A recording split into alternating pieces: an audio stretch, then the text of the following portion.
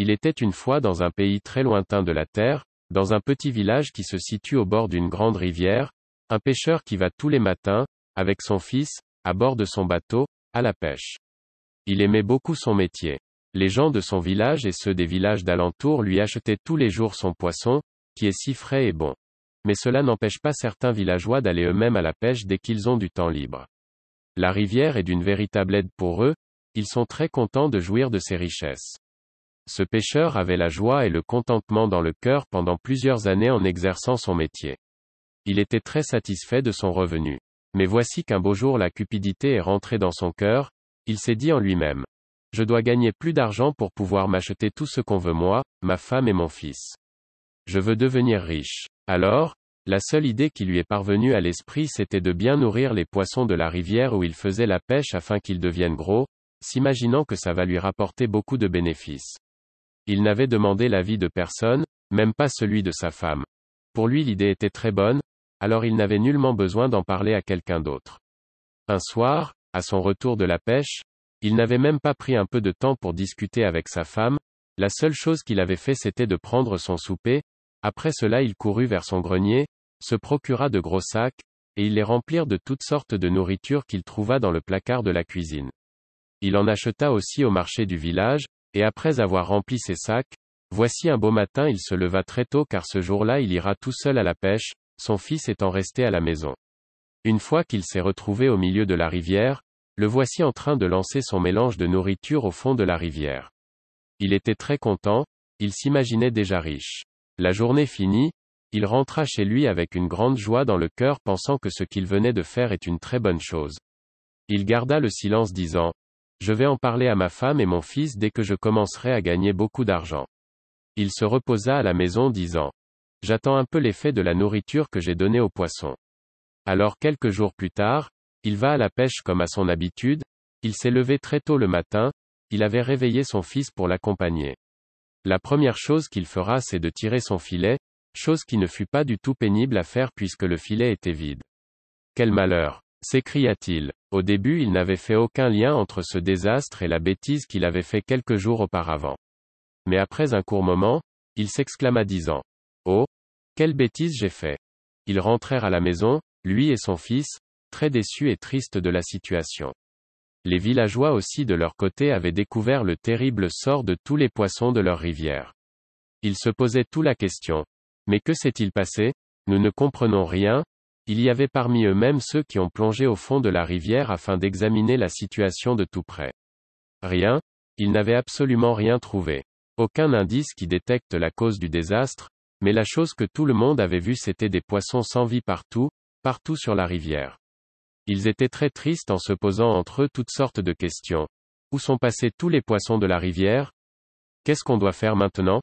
Mangerons-nous encore le bon poisson frais de la rivière ou bien ça ne se reproduira plus jamais? C'est ainsi que les responsables de la sécurité du village décidèrent de se réunir entre eux pour discuter sur la situation. La première décision qu'ils avaient prise c'était de réunir tous les villageois dans la cour principale du village pour leur poser différentes questions afin qu'ils puissent trouver une solution.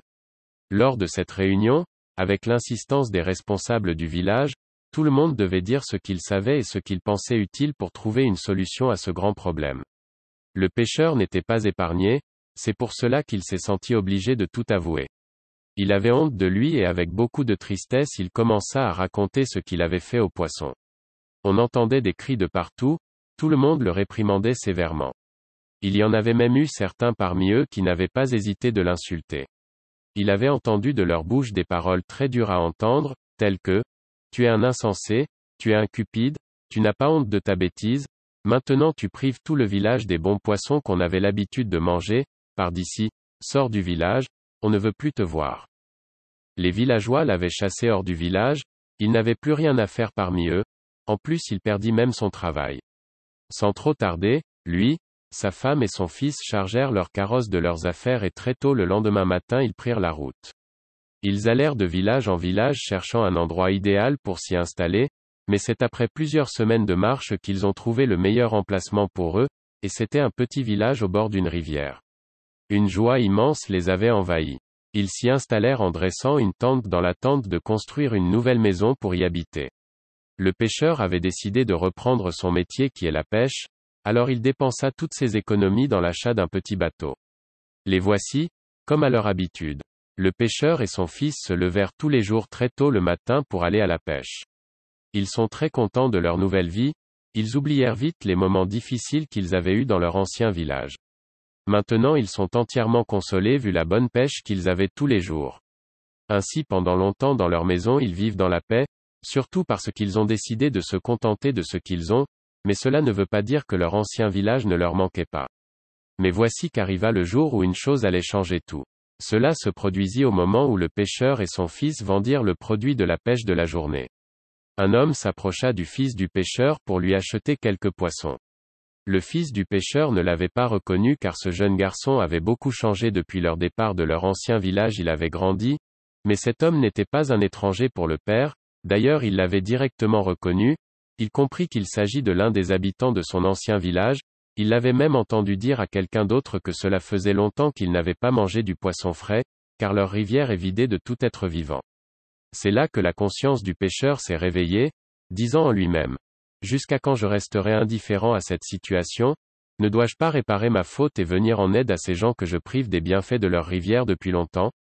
Il passa toute une nuit à réfléchir à la situation, cherchant une solution au trouble qu'il avait causé lui-même. Tout ce temps passé dans la réflexion n'était pas en vain, car dès que le soleil s'est levé une idée très intéressante lui vint en tête, et il décida de l'appliquer le plus tôt possible, et c'était de remplir à nouveau la rivière de son village de toutes sortes de poissons, mais il ne la partagea à personne de peur qu'on pensât qu'il dit n'importe quoi. La première chose qu'il fera c'est de prendre de grands seaux d'eau qu'il remplira de toutes sortes de poissons après une très bonne pêche qu'il avait eue. Sans perdre du temps, il remplit son carrosse de ces seaux remplis de poissons et il se dirigea vers la rivière de son ancien village. Une fois là-bas il commença à lancer les poissons dans toutes les directions vers la rivière, ainsi de suite pendant plusieurs jours. Il n'arrêta pas de faire la même chose, et à cause de tous ces allers-retours même son bateau était totalement endommagé. Quelle merveille! La rivière reprend vie. Les poissons sont de retour. S'écrièrent tous les villageois. Même ceux qui n'avaient pas l'habitude d'aller à la pêche ils commencèrent à fréquenter la rivière car cela faisait très longtemps qu'ils n'avaient pas mangé le bon poisson frais bien grillé qu'ils aiment beaucoup. Comme le problème est réglé, l'un des villageois se souvint du pêcheur de leur village qu'ils avaient chassé du milieu d'eux, lui et sa famille. Alors, par compassion, il voulait aller à sa recherche. Il partagea son intention à sa femme, celle-ci l'encouragea beaucoup. Après très peu de temps, voici ce villageois marchant de village en village à la recherche du pêcheur. La recherche avait duré longtemps, mais un beau jour il tomba sur lui. Il lui partagea la bonne nouvelle répandue dans tout le village, soit le retour des poissons à leur rivière. Le pêcheur ne voulait pas dire que c'était lui qui avait réglé le problème, il se contenta seulement de lui dire: je suis vraiment bien content pour vous. Mais le villageois lui dit: je ne suis pas seulement venu t'informer sur la chose, mais je suis venu te demander de revenir au village. Le pêcheur était très ému, et il s'est dit en lui-même: je suis pardonné, je peux retourner chez moi et revoir les miens, récupérer mon ancienne maison, où je suis vraiment très content. Après avoir parlé à sa femme et son fils, tout le monde était d'accord pour l'idée de retourner dans leur ancien village. Mais une fois au village les choses ne se déroulaient pas bien. Ils étaient nombreux ceux qui s'opposèrent au retour du pêcheur et de sa famille, d'ailleurs ils commencèrent même à les menacer en leur disant: vous n'êtes pas les bienvenus, vous êtes des semeurs de troubles, on ne veut plus jamais que ta bêtise se reproduise chez nous. La femme du pêcheur et son fils éclatèrent en sanglots, ils ne s'attendaient pas à ce mauvais accueil, et voyant cette scène, le pêcheur leur expliqua que c'était lui qui avait redonné vie à la rivière en persévérant dans son remplissage de toutes sortes de poissons. Ah oui, alors c'est toi qui avais fait ça, et comment? Répliquèrent les villageois avec étonnement. Le pêcheur leur raconta tout, il leur avait même dit que son bateau était entièrement endommagé en raison du nombre très élevé de ses sorties de pêche pour réparer sa faute. C'est là que tout le monde fut touché, d'ailleurs tous décidèrent de lui pardonner et de lui donner une nouvelle chance, et pour le remercier vu sa prise de conscience, on lui acheta un grand bateau qui est meilleur que les anciens bateaux qu'il avait eus. Il était très content de ce magnifique cadeau et surtout de son retour au milieu des gens qu'il aime. Après cela il s'est dit en lui-même: plus jamais je ne laisserai la cupidité me remplir le cœur. Combien de souffrances nous avons eues, moi et ma famille, et tous les villageois.